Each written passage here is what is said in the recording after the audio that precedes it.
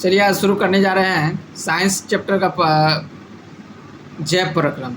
ठीक है, जैव प्रक्रम समझते हैं। वे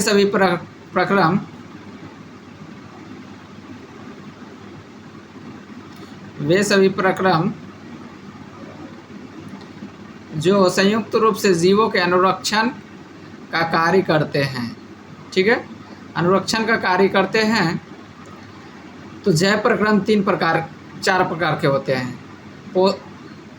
चार तरह से होते हैं: पोषण, श्वसन, वहन और उत्सर्जन। ये चारों मिलकर के ये जैव प्रक्रम का कहलाता है। अनुरक्षण में जो है ये चारों चीज़ आ गया। ठीक है, तो इसमें सबसे पहले पोषण जानते क्या होता है। पोषण में जो है हमें पोषक तत्व की ज़रूरत होता है। पोषक तत्व में जैसे हो गया प्रोटीन, वसा, कार्बोहाइड्रेट और खनिज लवण।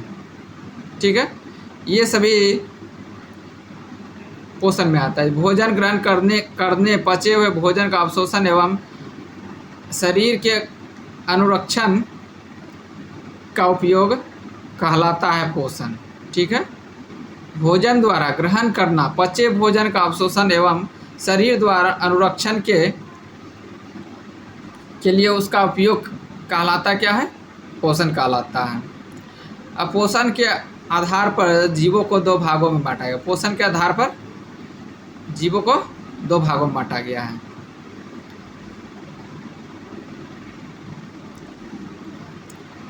पोषण दो प्रकार से बांटा गया है। स्वपोषी है और विषमपोषी। विषमपोषी देखते हैं, पोषण का वह तरीका जिसमें जीव अपने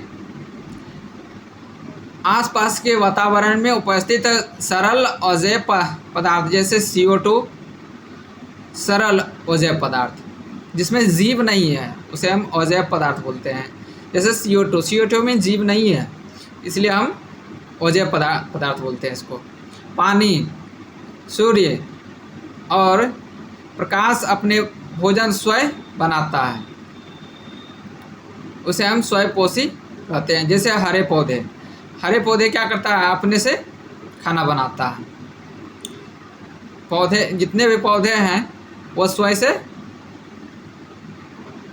लगभग पौधे जो है क्या स्वयं से खाना बनाते हैं। अपवाद में भी कोई पौधा होता है जो कि स्वयं से खाना नहीं बनाता है। विषमपोषी, पोषण का वह तरीका जिसमें जीव अपने भोजन अपने से नहीं बनाता बल्कि भोजन के लिए दूसरे जीवों पर आश्रित होता है। ठीक है, जैसे मानव, अन्य जीव, कोई भी। उम्मीद है कि समझ में आ गया होगा। आगे देखते हैं, इसमें जाइलम के बारे में जानते हैं। जाइलम पादप एक तंत्र का अवयव है जो मृदा से प्राप्त जल और खनिज लवणों का वाहन करता है, जबकि फ्लोएम पत्तियों द्वारा प्रकाश संश्लेषित उत्पाद को जो पौधा खाना बनाता है, ठीक है, जो पौधा खाना बनाता है उसको अन्य भागों तक जो है ना पहुंचाने का काम करता है। ठीक है, समझ में आ गया होगा।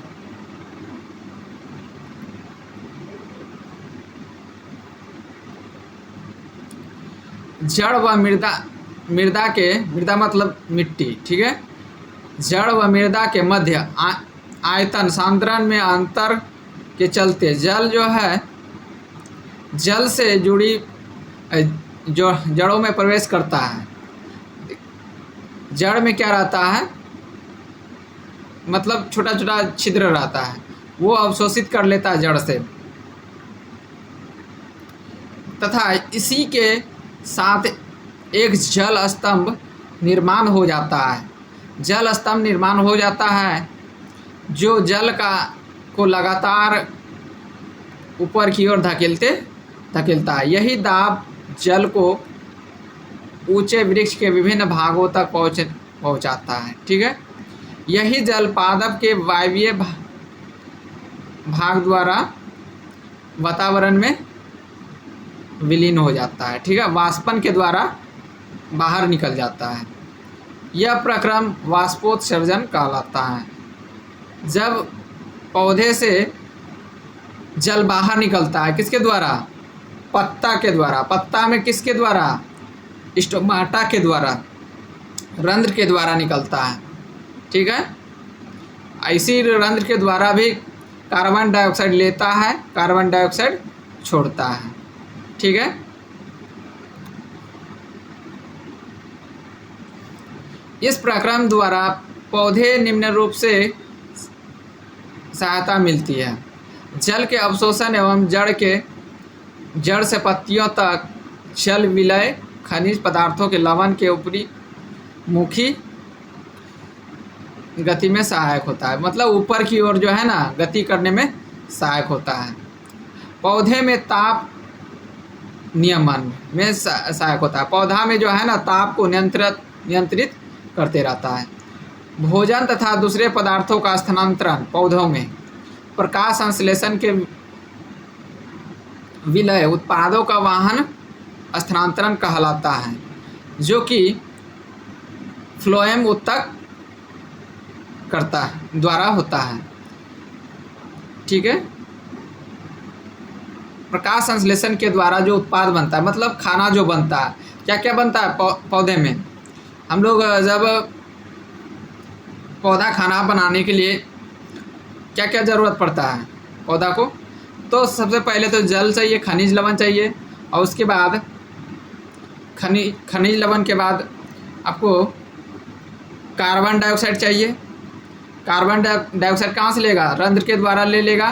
कहाँ से? वातावरण से ले लेगा, एटमॉस्फेयर से। ठीक है, उसके बाद प्रकाश संश्लेषण होगा। प्रकाश संश्लेषण कहाँ पे होता है? प्रकाश संश्लेषण में सहायता कौन करता है? क्लोरोफिल। क्लोरोफिल में जो है, क्लोरोफिल की उपस्थिति में प्रकाश संश्लेषण होता है। प्रकाश संश्लेषण होने के बाद क्या बनता है? ग्लूकोज, जल और कार्बन डाइऑक्साइड का ऑक्सीजन का निर्माण हो जाता है। ऑक्सीजन बाहर निकल जाता है और जल जितना ज़रूरत रहता है उसका पौधा को, उतना वो रख लिया और बाद बाकी वो बाहर निकाल देता है। पौधे से जल का निष्कासन ही वाष्पोत्सर्जन कहलाता है। उम्मीद है कि समझ में आ गया होगा।